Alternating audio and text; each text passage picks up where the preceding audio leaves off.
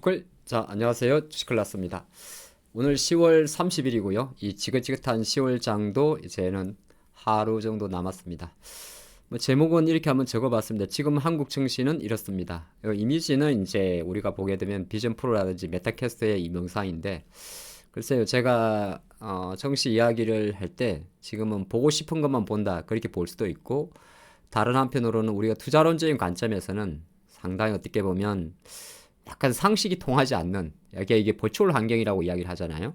상식이 통하지 않는 그런 장이 좀 전개가 되고 있습니다. 그리고 또 하나가 약간 이제 오늘 방송의 핵심이 될 수 있는, 지금 장은 정확하게 말씀을 드리면 바로 요것과도 좀 대변될 수가 있는데, 이게 이제 미국 S&P 500, 미국 S&P 500, 500개 기업의 섹터별 흐름입니다. 그러면 초록색이 이제 상승을 한 거죠. 밑에 화면에도 있겠지만은 1% 이상의 상승세부터 초록색으로 표시가 되는데, 우리가 많이 들어봤던 대로 실제 미국에서도 우리 한국과 사실은 비슷한 현상이 좀 생기고 있습니다. 어떤 현상이냐면, 실제적으로 이제 우리가 많이 알고 있는 M7이라고 들어봤던 매그니피선트 7개 종목, 거의 시가총액이 1조 달러 이상 넘는, 우리 돈으로 1300조 원이 넘는 큰 기업들만 강합니다. 그게 마이크로소프트가 있을 거고, 애플, 구글, 메타, 아마존, 테슬라는 조금 시가총액이 아직은 조금 작고, 그 다음 엔비디아, 요렇게 요런 종목들만 좀 되어 있고, 나머지 이제 우리가 생각했을 때 금리를 내리면 좋아진다는 금융주라든지, 아니면은 누가 대통령이 돼도 상관없다는 헬스케어라든지, 또는 이제 경기가 좋아지지 않을까에 대한 산업재. 그리고 최근에 좀 특징이 뭐냐 하면, 미국 증시는 사실 신고가예요. 그죠? 신고가인데 최근에 또 유가가 많이 내려가 있다 보니까, 이 화면에 보면 대표적인 정유 기업들, 엑스모빌이라든지 쉐보론이나 이런 기업들도 여전히 좀 뭔가 맞지가 않습니다. 그러니까 미국 장을 보게 되면 사실 우리 항상 보지 않습니까? 이렇게 다우는 이제 조금 처지는 모습에서 이제 아까 봤던 금융주나 에너지주가 좀 약하다는 걸 볼 수가 있고요. 대표적인 이 종목을 하나 볼 수가 있습니다. 제너럴 일렉트릭이라는 회사를 많이 들어보셨을 건데, 이게 바로 GE라는 기업이죠. 대표적인 미국의 에너지 기업입니다. 근데 GE 같은 경우도 주가가 최근에 195달러에서 지금 보면 175달러까지 좀 내려와 있습니다. 한때는 9월달 정도 많이 갔던 기업이에요. 대표적인 또 트럼프 수혜주로도 많이 거론이 됐던 기업이고, 근데 이런 자금들 자체가 최근에 힘이 없고 오히려 나스닥이 신고가라는 거죠. 참 그런 관점에 놓고 보게 되면 미국 정시도 지금 어떻게 보게 되면 약간은 대선이라는, 사실은 대선이라는 가장 불확실성이 저런 자금의 현상을 좀 만들고 있고, 또 다른 한편으로 놓고 보게 되면 대선이 끝난 이후에도 일정 부분 조금 전에 봤던 대로 미국 주요 테크주만 조금 강할 수가 있지 않나 그렇게 보는 거고, 요게 고스란히 한국 정시도 그대로 대변이 됩니다.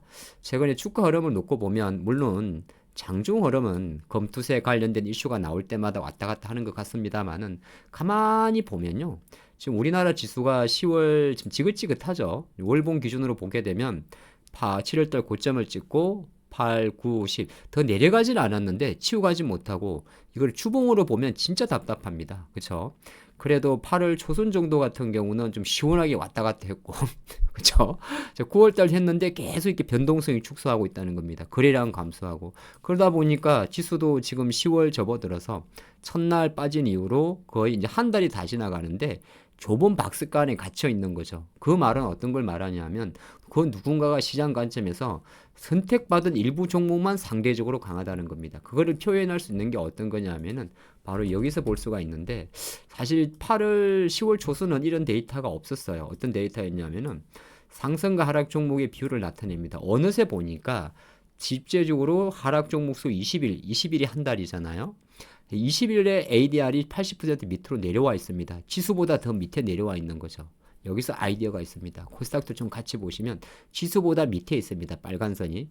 그 말은 뭐냐면, 시장 관점에서는 철저하게 제가 여러 영상에서 말씀드립니다만은 선택받은 일부 종목으로만 강세가 유지가 되기 때문에, 지금은 예를 들어서 이게 언제 틀이 바뀔지는 모르겠지만 선택받은 삼성전자라든지 선택받은 하이닉스라든지, 선택받았다니까 좀 그래요. 선택받은 LG엔솔이라든지 여기까지는 좀 강세입니다. 삼바까지도 물론 조금 처질 수는 있겠어요. 근데 나머지 종목들은 사실은 조금 어렵다는 겁니다. 네이버 같은 종목이 바닥에서 올라온다 하더라도 공격적으로 배팅을 지르기는 좀 어려운 장이고, 코스닥 같은 경우도 마찬가지예요. 알테오젠이라는 아주 부동의 친구가 ADC 관련해서 주가를 잡아주고는 있습니다만은 사실은 한 달 동안 놓고 보게 되면 움직인 게 없죠. 움직이지 않았다는 건 무슨 말이냐면 추가적으로 코스닥 쪽으로는 핵심을 갖고 돈이 들어오지 않는다는 겁니다. 그런 관점이 있기 때문에 이제 쉽게 말해서 이런 장을 우리는 계좌가 살살 녹는다고 이야기를 합니다. 그렇죠? 뭐 대부분의 종목을 눌러봐도 셀트리온 제약도 계좌가 녹는다 그래요. 그러면 이게 언제 과연 해결될까 그렇게 생각을 한다면 사실 이 정치가 해결되기 위해서는 여러 가지 복합적인 조건이 필요할 건데 제가 생각할 때는 미국 장에서도 이러한 메커니즘이 조금 깨지는 시점과 궤적을 같이 할 것 같습니다. 만약에 미국 증시가 앞으로도 M7 위주로만 강세라면 지수는 강할지 모르겠지만은 한국 증시도 비슷한 그림으로 갈 수밖에 없습니다. 반도체 중에서도 하이닉스라든지 삼성전자라든지 아주 일부 종목만 그냥 강세, 튀어 오르지도 않는데 그냥 강세. 배터리 같은 경우도 LG엔솔 정도만 그냥 튀어 오르지도 않는데 강세.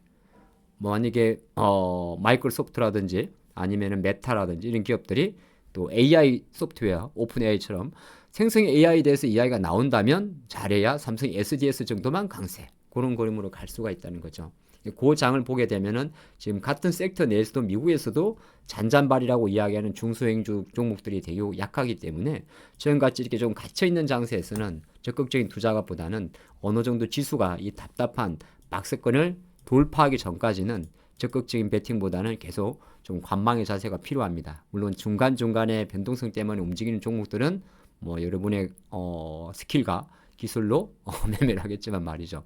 그런 관점이 있는 거고 반도체도 마찬가지고 2차전도 마찬가지죠. 하지만 그거를 뚫어줄 수 있는 이벤트는 이런 게 있어요.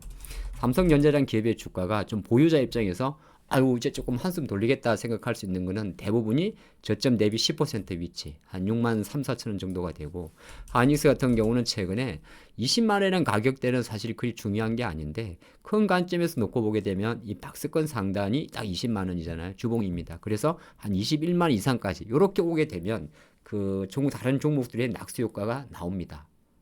정말 나와요. 그리고 아까 봤던 LG에너지솔루션도 마찬가지가 돼요. LG에너지솔루션도 지금 2달 정도 시간 동안 41만 원 쪽에서 갇혀 있지 않습니까? 뚫어버리면 되는 거죠. 42만 원 이상으로 다시. 근데 이런 시점이 올 때는 어떻게 보면 요 답답한 안경을 벗을 수가 있습니다. 일단은 대형 간주의 박스권 상단과 시세의 힘을 좀 보진 이후에 중소형주나 관련주 쪽으로 투자해야 되는 이런 지금 한국 증시의 상황. 우리만의 문제는 아닐 것 같아요. 같이 보시죠. 내일 뵙겠습니다.